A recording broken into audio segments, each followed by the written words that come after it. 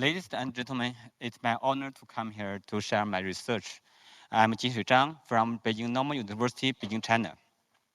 My research is about greenhouse instance mapping at large scale using remote sensing technology. There are considered 4 parts. As we know, AI technology is very popular. I think there are 3 breaking events about the AI technology development. The first one is the AlphaGo.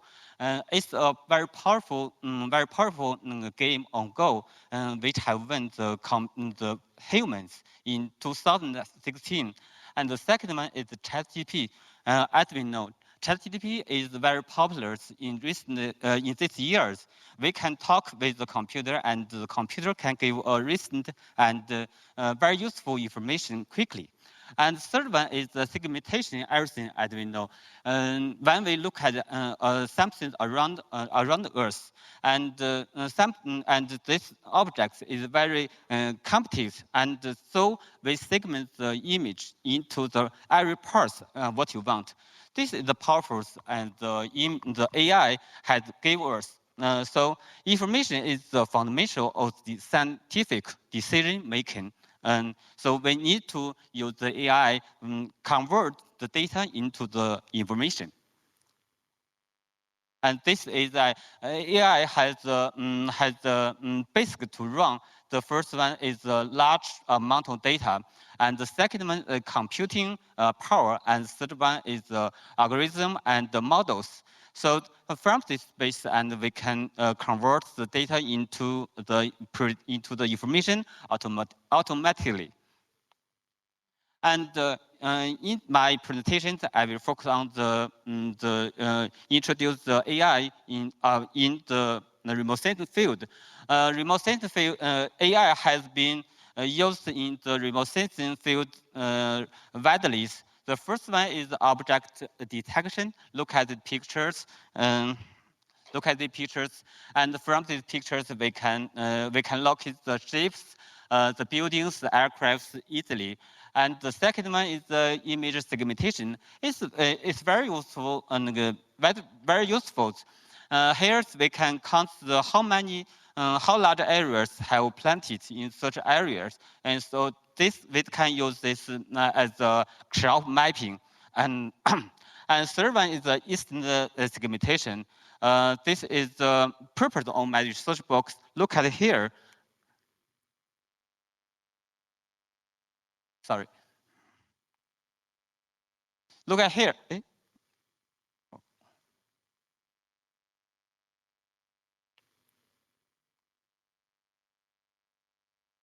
Look at here is a remote sensing data. It's a high resolution data, and from data we can convert this image into the instance of the greenhouse.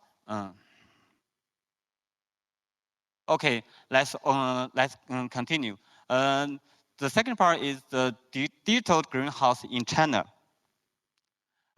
Greenhouse is very useful, and it can supply the food sharing, and it's a local environment, and control the solar energies, and the pesticide controls and water controls. It can make optimize the environment to supply the crop grow well. So, and in my research, in my studies, I try to convert the remote sensing into the individual's instance on greenhouse, and in order to help to agriculture planning, policy making, production monitoring, and also promote technology. Recently, there are some research about how to extract the greenhouse. Look here. Look here is a research in China. There's in these studies, it trains the models in the several places and try the models into the whole countries. And this here is the final result. And can in this research we can count how many how large areas have covered in the every province. And for this research, I found there are some issues about it. The first one is to it's difficult to obtain greenhouse individuals instance in the sense of a dense greenhouse area. And the second one is the poor recognition, in fact, after large-scale spatial migration of the model. Look here, and look here. If if the greenhouse is dense and it's hard to, and in this one, and it's hard to classify the individual instance. And the third one is my studies and how to solve the problems. And look at here. Look at we need to redefine the greenhouse instance definitions. Look at this. Look at this. The greenhouse is greenhouse. It consists of two parts. The first part is the region. Is the area which covers the ground, and the second one is the boundary. And the region and plus boundary is equal to the distance. So this is the definition. We need to we need to we need to train the models to define the two parts. So we need to answer the two questions. The first one is how to extract the greenhouse instance based on AI. This AI is the way we use the technology. This question we need to answer how to accurate to extract the greenhouse. And the second one is how to extract the large scale greenhouse instance. That means we need to transfer the models into the other place from the basic areas and to transfer the model into the other area into the large countries. Okay, next is the data we used. We have the 6 areas, and for the east areas is the Shouguang province, and in Shouguang, Shandong province. And this is the basic areas we train the models in this use this area data. In these areas, we have more than 15,000 sampling, and the validation data is about the 500 sampling, and the test data is also about 5,000. And also we test the data, we migrate the data into the other place in the rest five place here is and the rest areas is in the Liaoning province, and the Zhejiang province, Hubei province, Yunnan province, and also the Xinjiang province. This is a big area, and this migration area. So in the basic areas, this Shouguang province, Shouguang in Shandong province, from this study areas we can say there's a dense landscape on the sparse landscape in such areas. Look here is sparse is and is in this areas is the denser. So this is the flowchart on my study. The first part is the training data production and how to build the label data set. And the second one is the identification and update on greenhouse region and boundary. And this will separate the greenhouse in two parts. That is the region and boundary. And second part is the post classification is the refining vector expression on recognition results. And also, fourth step is to transfer the model into the other place. The final step is to accuracy elevation.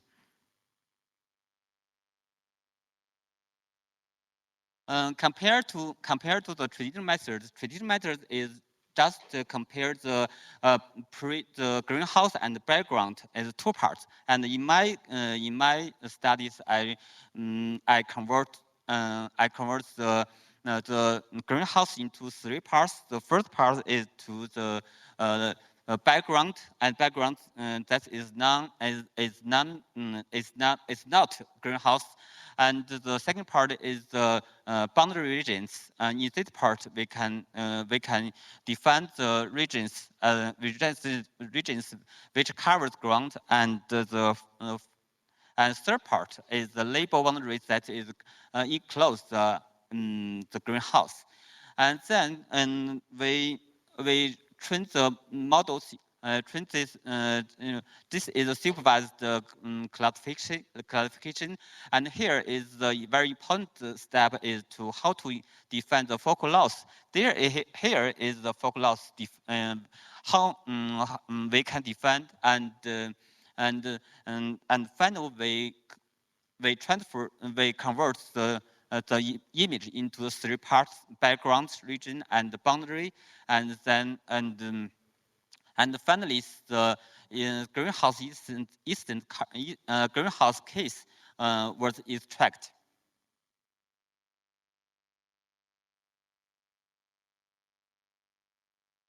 Here, we compared four networks. That is the PSP-net, deep lab with 3 plus HRNet, and the UNet.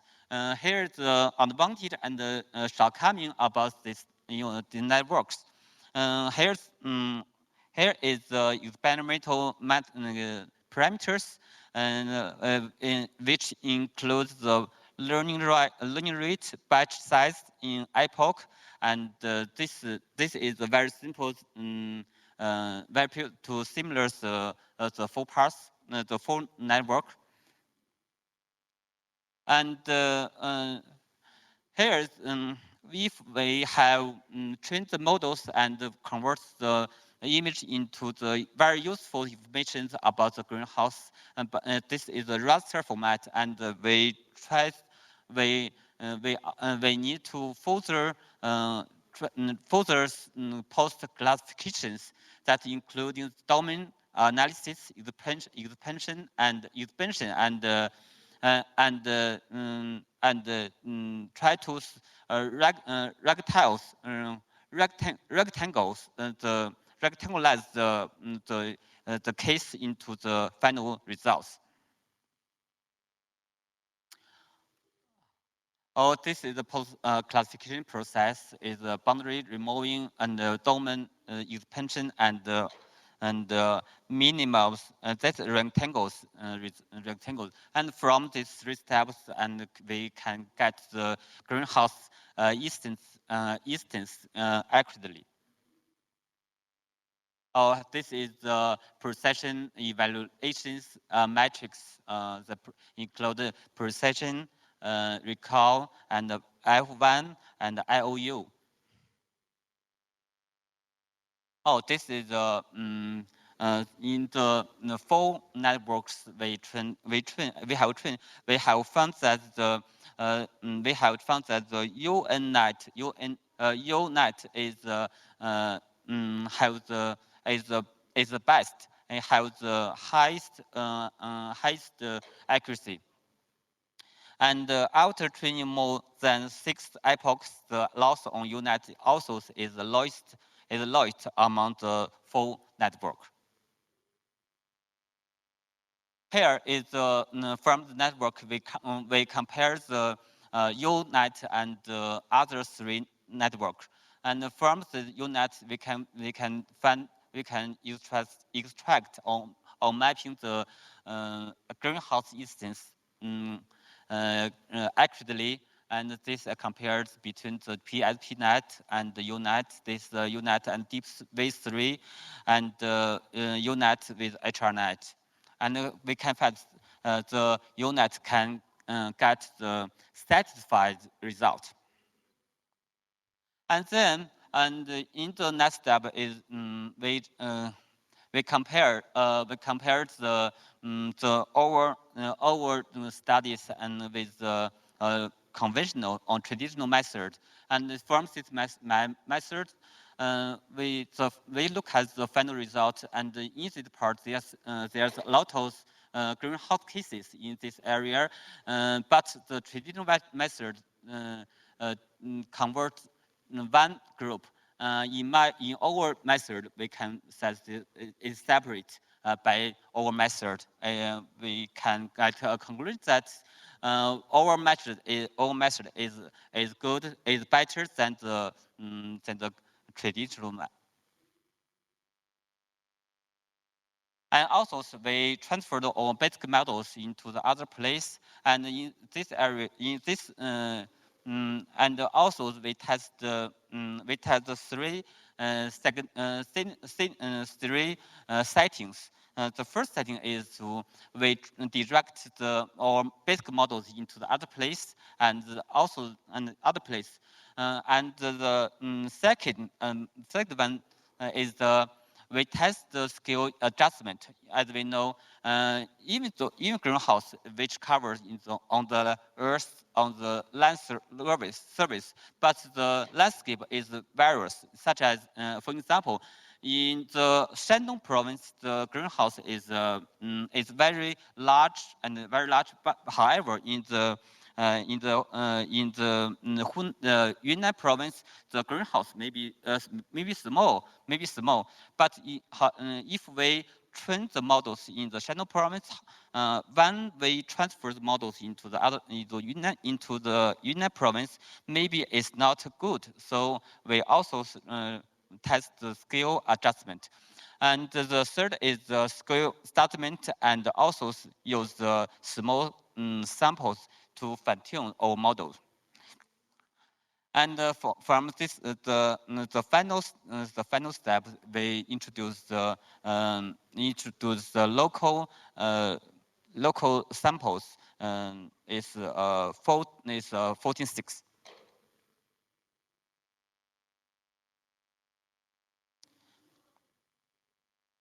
Here, we at beginning, and we test the skills, to find the principle how the skills influence affect the training model. And we test the 0.3 and 2 the 2.1 meters. And here we in the greenhouse is different in the different scales image. And also we found that we found that if the greenhouse is from the 9.4 to 21.8 meters, is the number on the pixels. It consists on the 8 to 18 pixels. The accuracy has option is highest. So we can conclude, and we can summarize that formula as the image is resolution. The image size is about the from this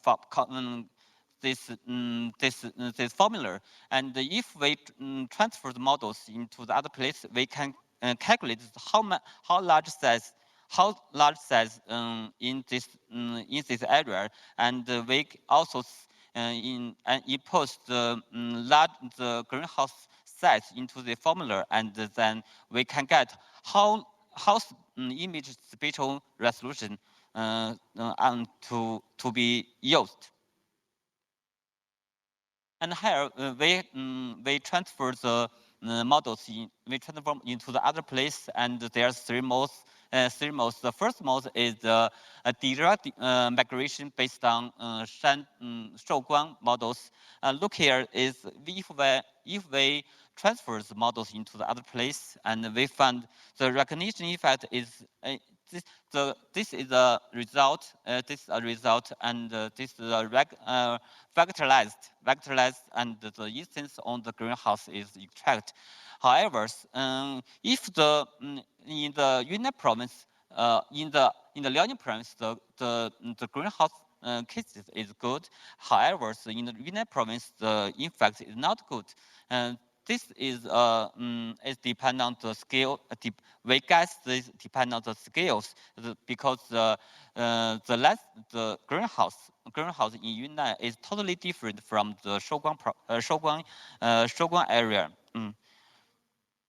So in the second mode, and we transfer the model into the other place after scale adjustment.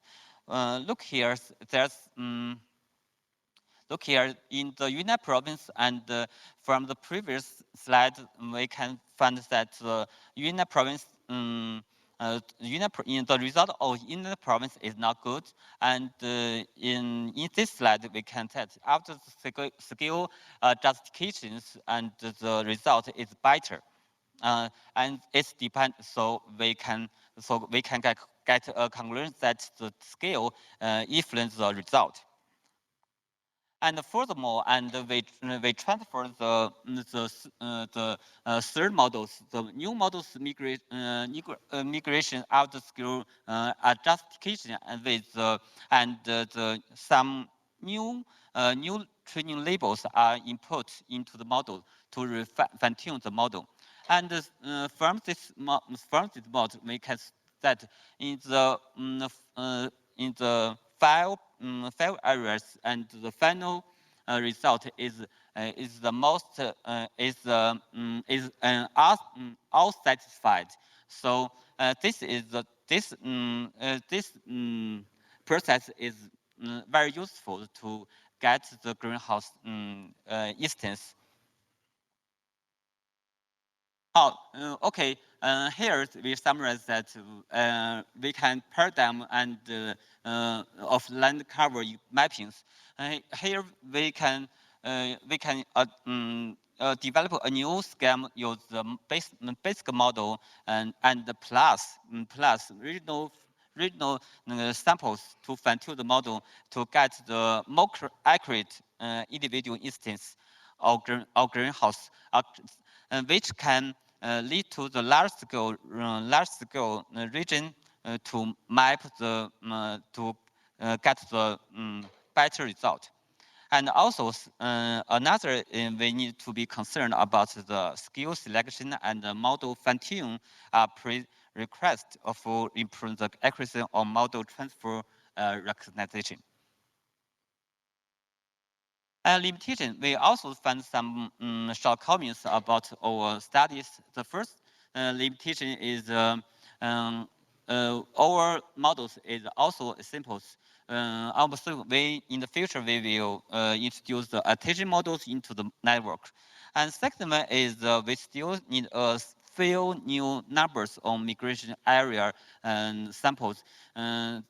Our research is different from the big models, such as the type GDP and segmentation, everything, the SAM. That is different because our labels is not different, and we cannot get the very large larger samples to train our model. And conclusion and the prospect. And the conclusion, and deep learning process combined with weight loss and post-processing operation.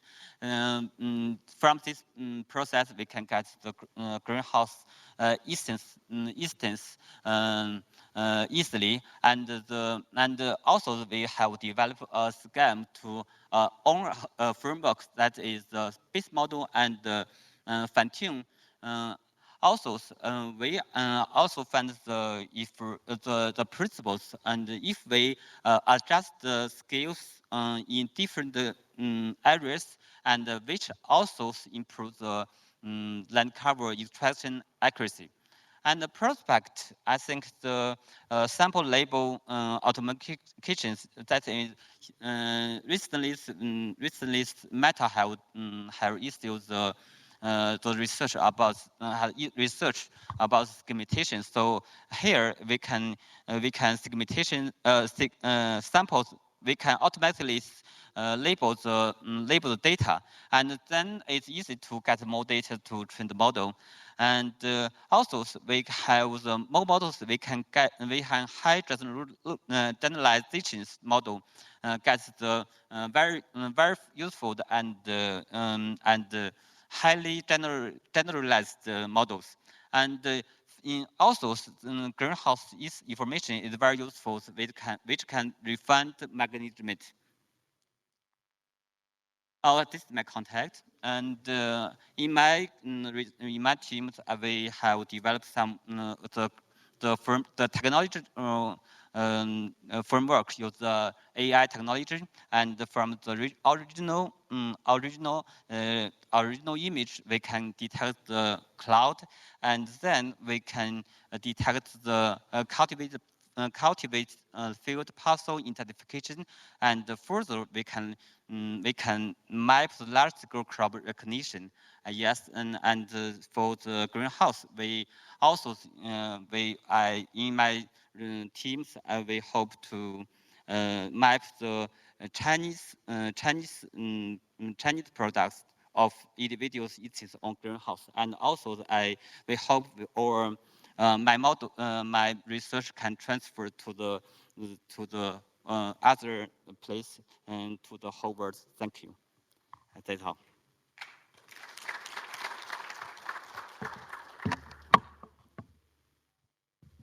Next one is Guohang speakers. He will give who come from the National Bureau of Statistics on China.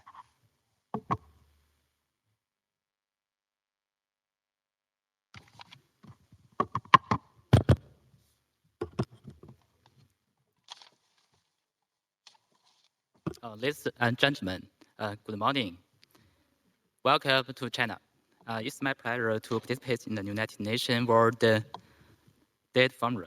In recent years, the application of big data has developed rapidly and is changing every aspect of our lives, bringing many change to statistics works. Next, I will introduce the application of remote sensing big data in China's agricultural statistics. My presentation contains 4 parts, that is background, a new survey system, specific operational application, and next steps. First, for long time, the household interview has engaged in China's agricultural statistics to obtain survey information with the rapid development of Chinese economy and society. However, this survey method faces more and more challenges. First, industrialization and urbanization has increased the flow of rural population to urban and making it difficult to find people during service. And second, land conversions brings about change in actual operators, making it difficult to find responders. And third, citizen awareness of privacy protection has increased and making it difficult to obtain accurate data. And how to address these issues? We need to strengthen the ability to collect data directly from the source, that is ground. And to achieve this goal, the NBS has conducted the application research and practice using remote sensing big data during the past 20 years.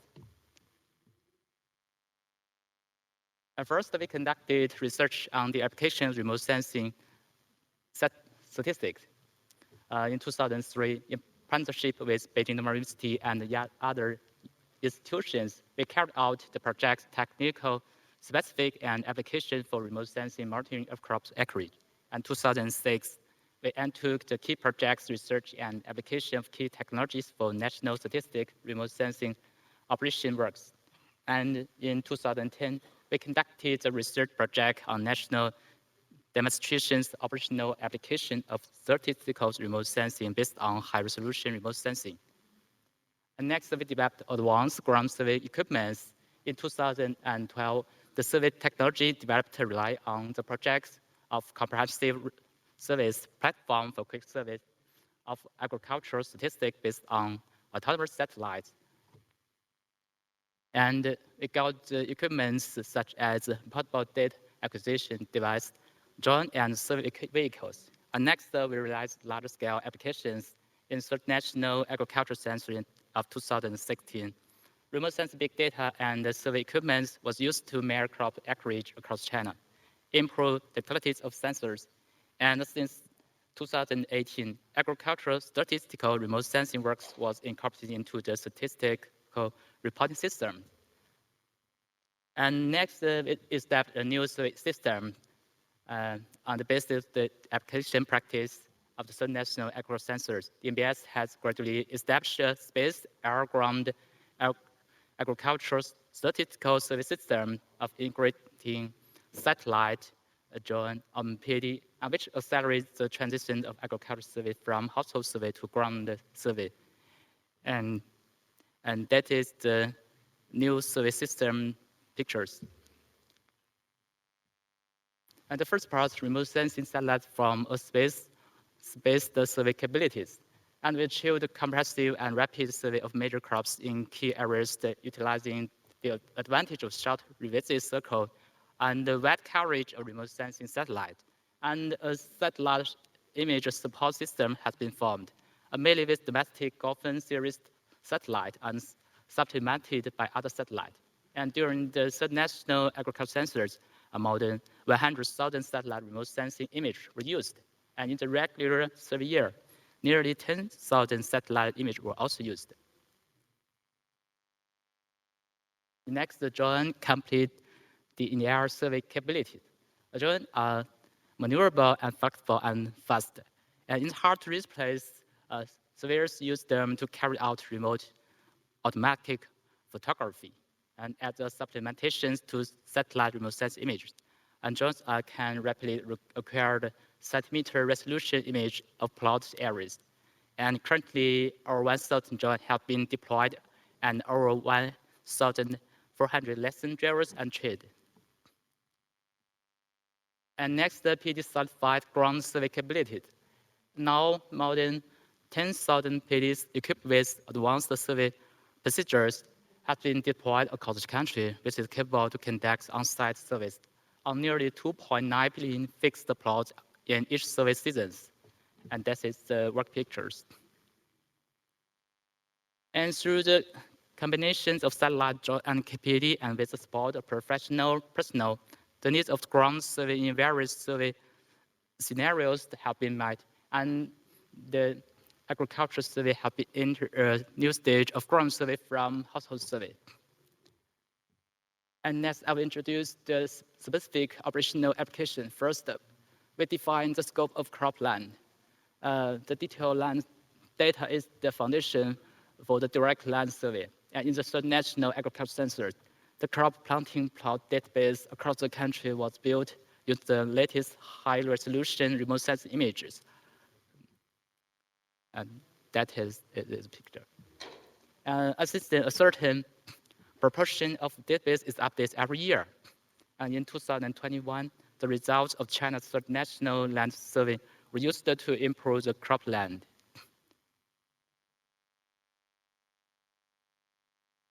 And next, we carry out a sample rotation for field sampling service. A PBS using the cropland as a stratified parameter was designed to choose survey villages. In 2017 and 2022, 2 rounds of sampling rotation was conducted. And currently, a total of nearly 9,000 survey villages have been established nationwide, with 3 randomly selected grade of 200 meter plus 200 meter out, 300 meter plus 300 meters in each sample village. And that is the distribution of the village sample. And that is grade. The black is the grade 200 meter plus 200 meter or 300 meter plus 300 meters. And almost 1.01 million plots were randomly selected for survey. And next, we developed a variety of applicable land survey schemes. We all know China has a vast territory, diverse landforms, significant platform climate difference, and the different service result in personal capability across the country, which determine that the national survey method cannot be uniform as absolutely and requires the provision of various applicable survey schemes, and this is the scheme. And first, we use the portable data acquisition device. Uh, we developed specialized survey procedures to meet the need of sampling surveys of zone, air, and yield per unit area. And high-resolution satellite remote sensing image are used as the baseline for land survey. And the technology of the BEDO or GPS navigation help investigators efficiently find the plotted land, and that is the plotted land. And process includes the input and photographing of crop planting informations. We, we use the procedure. And also the investigation behavior is expressed at the investigation trajectory point and completely avoid violations such as not being on site. And we also use drone to conduct crop acreage survey. It is upgraded based on the investigation of PAD and forms 3 usage model according to actual application conditions. And the first use model is we provide centimeter resolution survey-based map. And in some areas of southern China, you well know it's cloudy and rainy frequently, and the planting plots are some small and fragmented. And satellite remote sensing image cannot fully meet the survey need. And also we know in some northern regions, remote geographical location of low frequency of satellite remote sensing image update. And this has resulted in the difference between the land features on satellite image and the actual situation. And we use drone capture centimeter resolution land parcel image, replacing satellite image, and help investigators find the surveyed land parcel efficiently. And the overall requirement for investigators are not hard, and it is necessary to master flight control or join. And second, we manually distinguish join image, and the operators manually analyze the centimeter resolution image to identify specific crops, and it can be reduced the on-site investigation time greatly. And meantime, it is necessary for investigators to improve ability of systematic learning and comprehensive analysis of color and texture feature of high-resolution images. And this is the drawing, the pictures work. And next, we automatically recognize drawing image, and applications using deep learning in crops image recognition has been begun to be explored. And the training model is continuously optimized with the labeled data increment to gradually improve the recognition accuracy of crops types. And this is a different type of the crop. And ground survey teams of DBS are relying on the computation resolution of the South China Center of the NBS has achieved automatic identification of local bug crops, including rice, sugars, and corn, which greatly reduced the work difficulty of investigators. In addition, the Henan survey teams of the NBS conducted research on automatic recognitions of wheat spike counts using drone, which help wheat yield prediction. And this is the prediction of the wheat spec. And next, we measured the acreage of large-scale major crops. We used the satellite remote sensing imagery with a spatial resolution of 10 to 16 meters. The image covered at least two easily distinguishable period of time for crops. And the major crops, including rice, wheat, corn, soybean, cotton, and so on. And according to the planting characteristic of crops, in different regions. Suitable remote sensing image classification methods are adopted, and the classification maps are verified by the service data independently. And at present, the major grain production province in China conduct remote sensing monitoring every year. And this is the monitoring result. Sorry.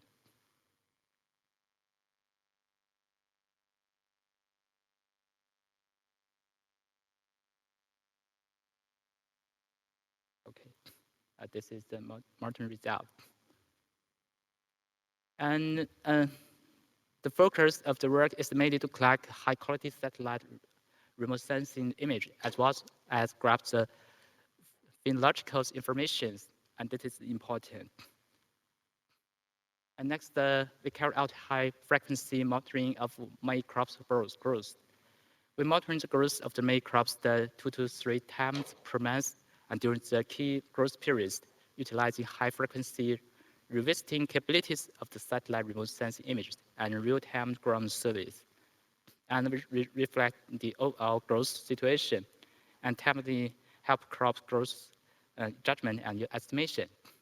And that is our specific operational application.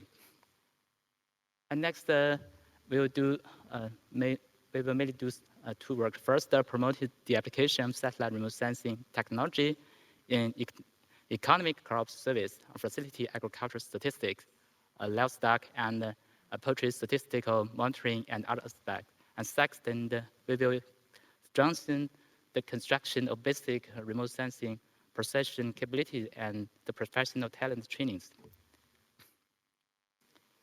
And about it's my presentation. Thanks for listening.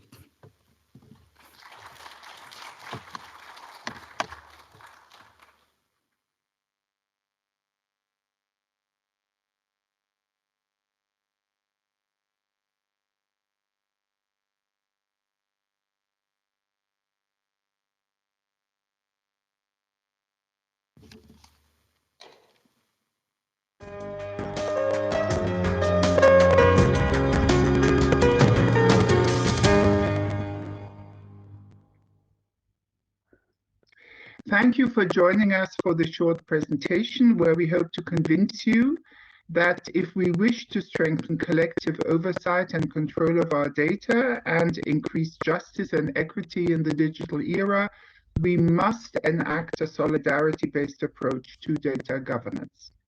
My name is Ilona Kickbush, and I'm a Senior Distinguished Fellow at the Graduate Institute for International and Development Studies in Geneva and the founder of its Global Health Center.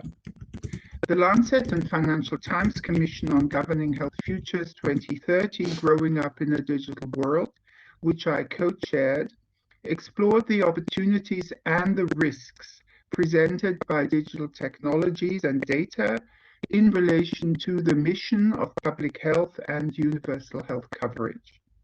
We found that the collection and the use of data holds great potential to reduce health inequities and to promote the public good. However, weak governance is allowing vast amounts of data to be extracted from individuals and used in ways that are detrimental to their health and their well-being. Power is shifting towards those companies with the capacity to extract the most commercial value or even political influence from our data. In the Commission's Lancet report, we propose 4 interacting action areas to help address these power asymmetries and rebalance trust in the digital transformation of health. We call for a new approach to digital and data governance based on health for all values, which are democracy, equity, solidarity, inclusion, and of course, human rights. The notion of solidarity is particularly important for understanding the opportunities and challenges brought about by the digital transformations of health. The concept of universal health coverage itself is an expression of a social contract based on solidarity, which we understand as an enacted commitment to carry the costs of assisting others with whom a person or people recognize similarity in a relevant aspect. Social contracts build on a similar solidarity-based approach, emphasizing the simultaneous importance of personal and collective needs, interests, and responsibilities, and they focus on the action where these two overlap. The Commission's recommendation for governments and other stakeholders to enact a solidarity-based approach to data governance aims to strike a balance between protecting individual rights while also maximizing the public value of data use. The Lancet Financial Times Commission has worked closely with Professor Barbara Prenzak and her team at the University of Vienna, who are well-known thought leaders on solidarity-based governance. Last year, we commissioned Barbara and her colleagues to develop a white paper on data solidarity, which expands on what a solidarity-based approach to data governance would look like and how it can be implemented with a particular focus on health. This year, our commission is transitioning into a digital transformations of health lab. We will be taking forward the agenda of data solidarity as part of our work to advance mission-oriented, precautionary, and value-based approaches to digital and data governance in order to build trust in digital ecosystems. We hope to work with more partners to develop tangible guidance and policy solutions. If you are interested in collaborating with us, then please contact us. Now it's my pleasure to hand over to Barbara to share the highlights from the white paper. Please, Barbara, so happy that you are here. Professor Kickbush set the stage very well for the central problem that data solidarity is addressing. There are doubtlessly a lot of benefits emerging from digital practices. I'm sure we don't need to convince the audience here the various benefits that emerge in the field of health and beyond. At the same time, we are in a situation that the risks and the harms that inevitably emerge, wherever there are benefits, there are also risks and harms. They are distributed quite unequally. What data solidarity is trying to do against the background of good data governance, as outlined by Ilona Kickbush, it tries to, next to upholding personal individual rights, also to strengthen collective oversight and control. In a nutshell, our starting point is the assumption that just asking individual people to consent to all kinds of things is not enough anymore in the digital age. It's an instrument of the paper age that needs to be complemented by more measures. The data solidarity approach is underpinned by three core. So where data use has or is likely to create significant value, we really, as societies and globally, we need to support those data uses. We need to invest into data interoperabilities. We need to support data sharing in this realm of data use that creates public benefit. We also need to be much better in preventing harm, and we need to make use of black letter law to do that. And we also, where harms still occur, we need to provide better support for people to be protected. The third pillar highlights that where data use doesn't create a lot of public value, but commercial benefits accrue, which is absolutely fine, of course, those benefits, those commercial benefits need to be shared in a better way with the communities and the people that created those data sets and that enable the data use in the first place through the data they created as citizens, as patients, but also the public infrastructures that individual and corporate ingenuity sits upon. So how do we get there? One important measure is to move our thinking and also our regulatory action a little bit more towards not so much thinking, is this data type, is this data set risky, but is this data use risky or beneficial? So we need to move our thinking towards data use. And the data solidarity approach distinguishes between 4 types of data use, and I will only highlight the two extremes, if you will. What you see here, type A in the left hand upper corner, is data use that was really likely to create a lot of public value, and it doesn't entail a lot of risks. So these are the data uses that we need to do better in facilitating through public investments, also through corporate investments. On the other end, you see type D of data use. So those are the data uses that imply a lot of risks for individuals and or for communities, high risks, and they don't create a lot of public value. So we believe that here we need to be stronger collectively in outlawing these types of data use. So the cases in between where we have low risks and low benefits, or we have high risks and high benefits, these are cases where in the white paper we go into detail in how these should be dealt with, and benefit sharing is one of the instances that can help here. But the elephant in the room so far is public value. I've used the term public value, and Professor Kickbush has used the term public value a number of times. So what is it? So we can now say in the abstract, data use has public value when the data use has benefits for many people, for societies as a whole, for future generations. And nobody experiences significant and undue harm. But this is an abstract definition, right? So what we're trying to do now in our group and with our collaborators is to really put our money where the mouth is and develop a tool for the structured assessment of the public value of data use. You see here on the slide colleagues who are some of the masterminds behind this, who together with me are developing this.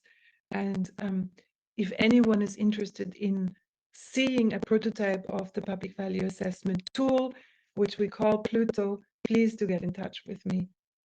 This is one screenshot of the tool. And again, if you're interested in seeing a prototype of the tool, please do get in touch. The tool will then give you as an assessment as to what public value, the type of data use that you're inquiring about. It's either your own data use or the data use of a company, of a public authority, what public value that use has, and what would need to happen, or what criteria would need to be met for that public value to be higher.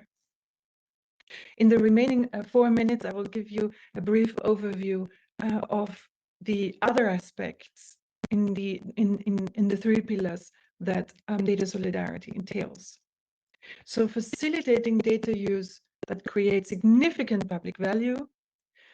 Here we are thinking in terms of regulatory exemptions.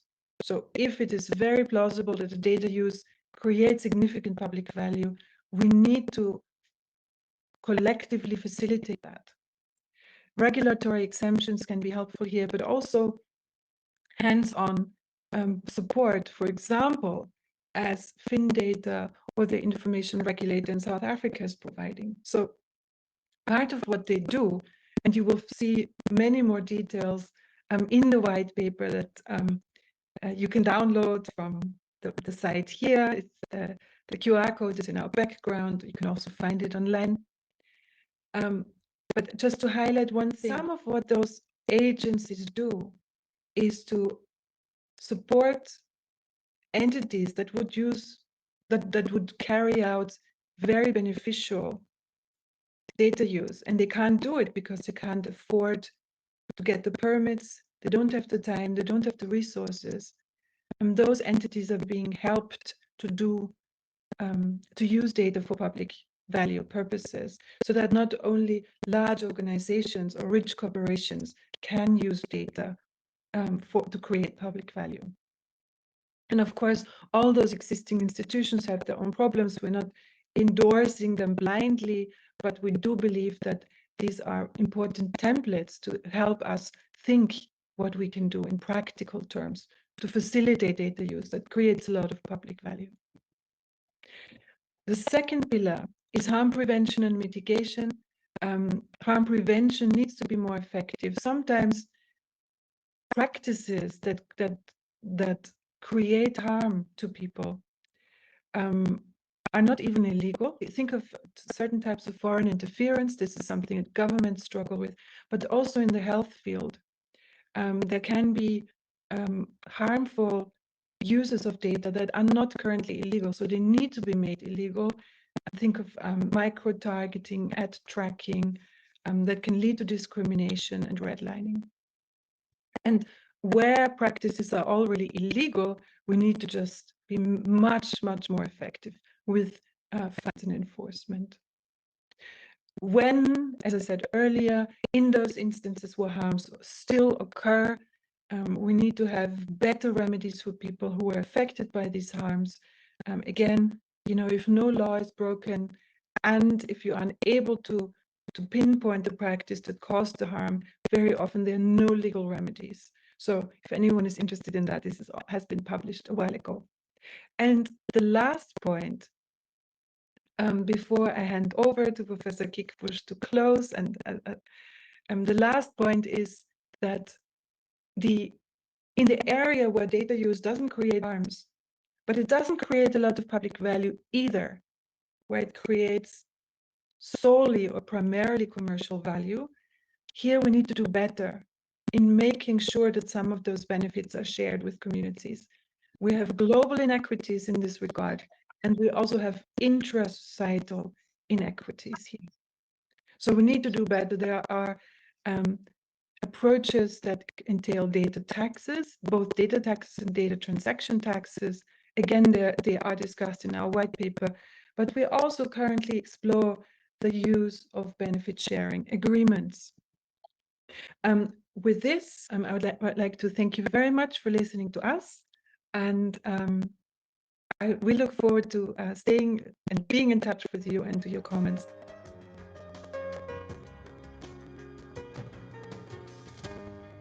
So thank you very much, Barbara. Thank you, Professor Prensak. I hope we've been able to get you interested in this concept of data solidarity. I think the whole discussion on data governance and governing the digital transformation can learn a lot from health in the sense that we have developed both progress in individual health, but also progress in public health. And the principles that apply to public health, which I mentioned in my introduction, but also this view to look at a whole population is absolutely critical. And I think in bringing these two traditions of thinking together will allow us to take forward this interface of individual data rights and data solidarity. So public health thinking can move us forward in areas beyond public health. And I think the notion of solidarity is very central to this. So thank you very much for your attention, and we hope to be in touch, and we hope this has also given you some ideas how to continue your own work in data governance. Thank you.